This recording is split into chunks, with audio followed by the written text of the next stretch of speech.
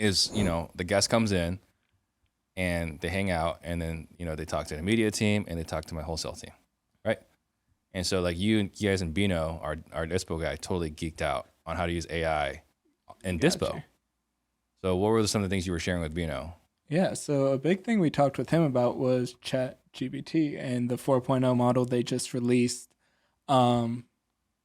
These conversational AIs you can do so much with. It's ridiculous. You can use them to format even the emails you're wanting to reach out to these prospects with. If you have the list of your prospects and certain bios or things like that with them, ChatGPT can write out literally individualized emails ready to just send out to all these that you can upload into a blast software, things of that nature, right? So just optimizing that in ways where he can get so much more done in such little time was the main thing we talked about, and he was ecstatic. So a direct example would be, if you're a wholesaler, you have your VIP list, or if you don't, you should. So like here's like your 10 to like 20 best clients, and you should have like maybe deals they bought from you in the past. Maybe it's some bios on them or like their company, things like that. So like I've seen people upload data like that and then automatically spit out like custom tailored messages of, emails of like, hey, here's this deal. Here are all the property details.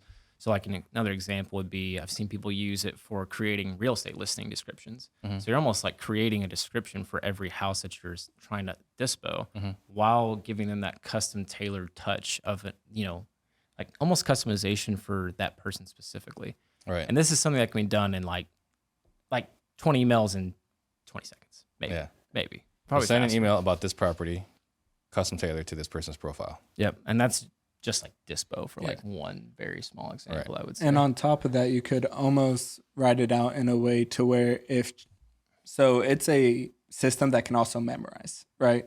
So if it knows the average buy box of this VIP seller, it can almost auto apply this property that you're looking at to the sellers that actually fit that proper buy box as well, which is just taking a whole nother step further. And like highlighting the benefits of the property based on the buy box that person wants. And this could all just be in Excel, and you're just like copy and paste it in. Yeah. Crazy. So one thing that's come up, they're talking about how AI is, going to be coming into our industry and disrupting our industry, right? I made the argument that no matter what happens, you still need salespeople, right? Like no matter what happens, you need something on the other end of that homeowner that can demonstrate empathy, something we talked about in the beginning of the show. So I'm hearing people talking right now how they can use AI for texting and cold calling. So what are you guys' thoughts for texting and cold calling? So text, I think there's a big difference between that initial marketing reach out versus that acquisition manager who's actually showing the empathy and walking them through the deal, right? That's two separate divisions in my mind. Yeah. Text is pretty straightforward, I think, though, because if you're looking at a conversational AI, if it just has some training data on what your VA or you yourself, these conversations you've had with these people, it can pretty much predict what to say and pump it out to at least get you the lead. Yeah. Cold call, that's something we've kind of talked about, and it could be very interesting. So there's certain voice AIs. Right now that's primarily tied around celebrities, and people will make funny videos of like Joe Biden, Barack Obama playing a video game or something, right? But if you can get it to just be a generic voice, that's the primary voice, and you have voice recognition. So essentially the seller, when they say something, you're able to process it, once again, based off that training data, come up with a response that then this AI replies back. You could almost automate cold calling, which is just an insane thing to think about. Some other like kind of low hanging fruit from that. So obviously people who are cold calling primarily use overseas people to do it.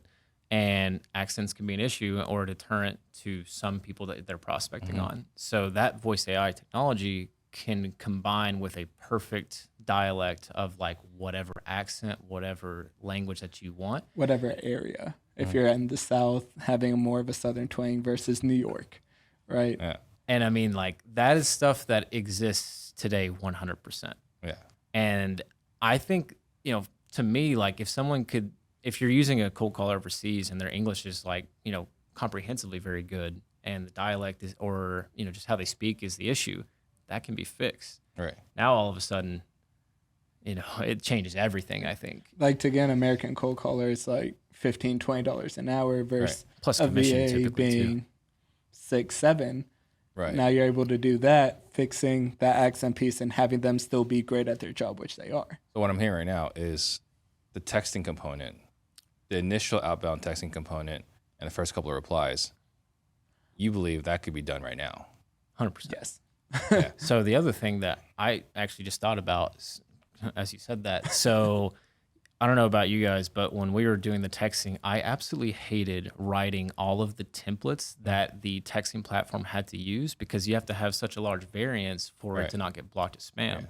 Not to get caught by the carriers. Exactly. And I mean, you could literally give a list of the blacklisted words they're not supposed to use, and it would produce 200 variations of that Perfectly. in like 5 minutes. Yeah. And like that would have taken us hours. For perspective, we suck at writing. I will say that. Like, that's just not our forte, not our go-to. Our website was mainly written by AI, fun fact.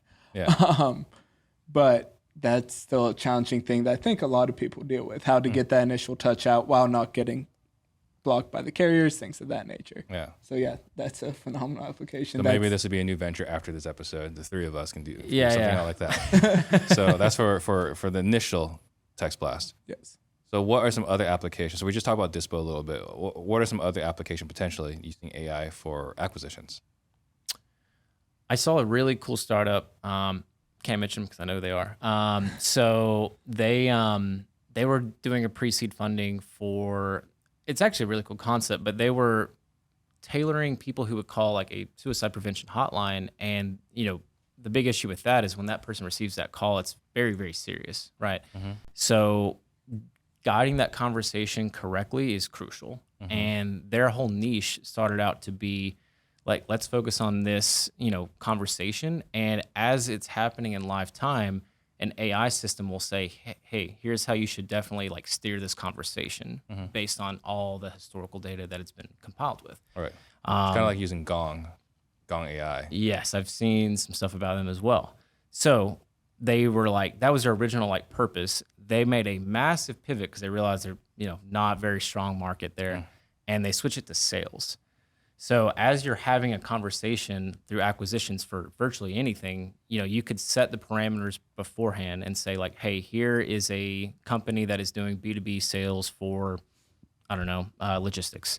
And so in that niche, let's say that we here's all this training data on calls that we've seen in the past for this, and every objection is being handled based on like, hey, here are the 3 ways that you can respond to that objection on a sales call in live time. So if you overlaid that kind of technology on the acquisition side, I mean, I think it would streamline training. Like, I don't know the percentage, but it would be rapid improvement, I think. On the acquisition side, but also if you apply that to the initial with the callers, once again. Yeah, if you're not going all the way to automate your callers, right? But just having them, because training callers, you're generally relying on a manager or you have them in-house, which takes a lot of time. But they're able to have a live time script being printed out that they can just follow along with. That's half the battle. So we have in our